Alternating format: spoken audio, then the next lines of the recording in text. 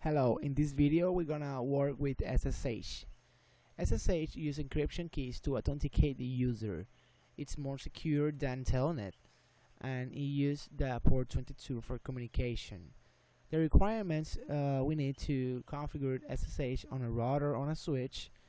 We need to configure the name for hostname, so we got that before. We need to create the IP domain name. We don't have that. We need to create the username and password. We have it.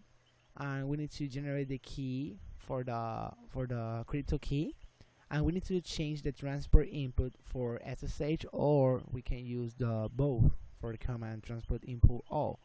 So let's get to the lab. I don't need this anymore because in the last video I show you how to configure the management IP, so we can connect this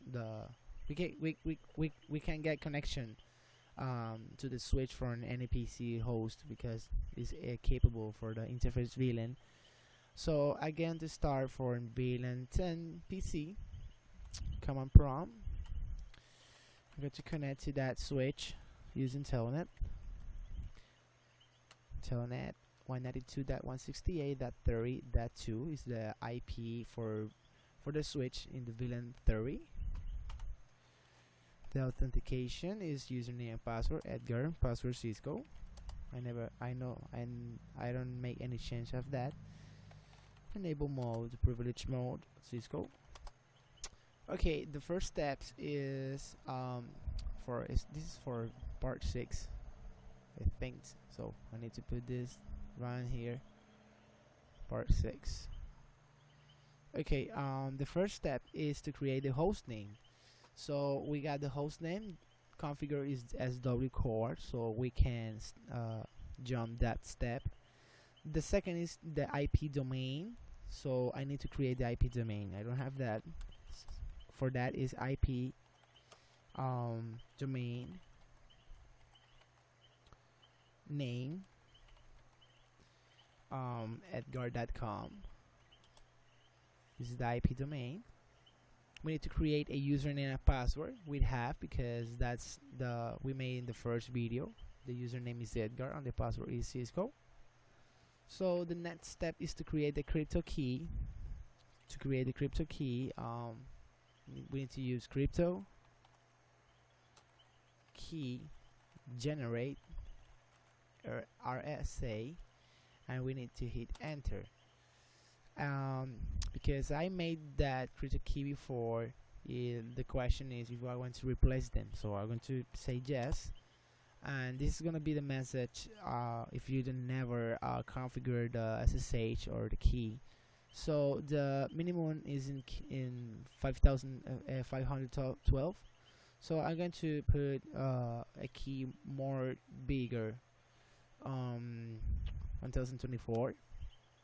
For that, the key is generating for RSA keys. It's okay, the message, so we're good in that. Okay, the next step is to put the IP SSH in the version. We got version 3, but in this switch is not capable. This is packet tracer. We got some limitation here, so I'm going to configure the IP version and the SSH version 2. To do that, we need to put the command IP SSH version 2. Once we got that, we need to edit the line VTY, the virtual terminal interface. So I'm going to use line VTY 015. So for any ones, this is the maximum capable of this switch. If I erase the 15 and put the iOS help, we can see we got 0 to 15, so there's a total of 16 concurrent users. So it's 15, and we need to put the password, the command for transport input. And if I use iOS help, I can put all to Telnet SSH or none. In this case, all mean SSH on Telnet. We can specify only SSH or Telnet. I'm going to use all because this is a non-production lab. but I recommend a lot to use SSH besides Telnet, because Telnet's the password, the communication, the commands we use when we connect to a terminal, to a virtual terminal interface, um, is unencrypted. And if we put some man in the middle to scan the network with a packet analyzer like Wireshark or something like that, um, the software can detect, or not can, the software detect all the information traversed in that connection, because Telnet is pure unencrypted. That's the reason SSH is going to the rescue. So anyway, I'm going to put all, but remember, if you are in environment production, you need to put SSH besides all. Okay, I got this. I'm going to hit end. I'm going to write the session. I'm going to make a connection via SSH from the router to the switch to test this. To do that, we need to put SSH. I'm going to use iOS help. Is my helper. And we need to specify the user I made before. If you have doubts for that, we can use show run, and you can see the users is here. Username Edgar, privilege, password Cisco. As you can see, we don't have encryption at all in this, because we don't enable something that color service password encryption. That's a service that iOS, I think 10 or 12 and beyond have it. So it's good to put service password encryption where you're configured in a real environment, because it will encrypt the current and all the passwords you will put after the configuration implementation. So you can see I don't have this encrypted. Also, we can see on the, if we put some password with a console 0 on VDWise, like login and password, you will see here in plain text. So I'm going to put that right now to make the test.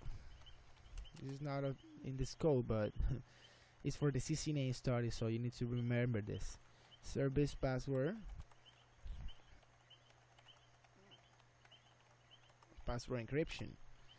Once we put that command, if I go back to show running configuration, the show running configuration, you will see that enable secret is secret by default, because the secret encrypt the password for the privilege mode. But the username has a privileged password, and the password was Cisco, but you can see it. You can see it because it's encrypted by default with the service password encryption. So anyway, back to the roots. We need to log into the switch by using SSH. So I'm going to the router, SSH -L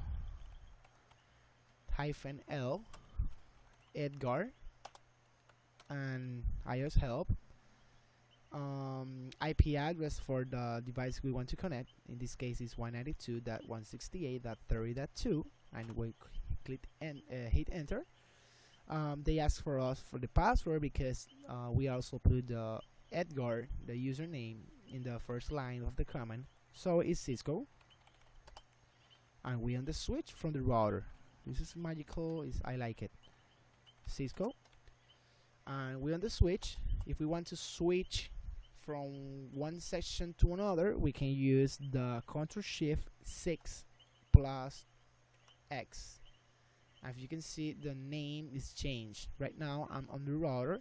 If I want to go to the switch, Ctrl+Shift+6 at the same time, and after X. This time not don't function because it needs to be more quickly. Okay, Ctrl+Shift+6X, Ctrl+Shift+6X. We can use the command show sections. Okay, we got the session here for the switch. I don't know why it's not function correctly. It's supposed to run. Okay, resuming. Okay, we on the switch. So anyway, this is the lab video. So it's remember it's good for us to implement this, because like network admins, network engineers is the best for anything, for any network, is to secure them, to make more secure. And I don't know how can I tell you, SSH is better than Telnet, and that's all you need to know. If you want to need more, well, you need to read the book and make a searching on the web. See you around.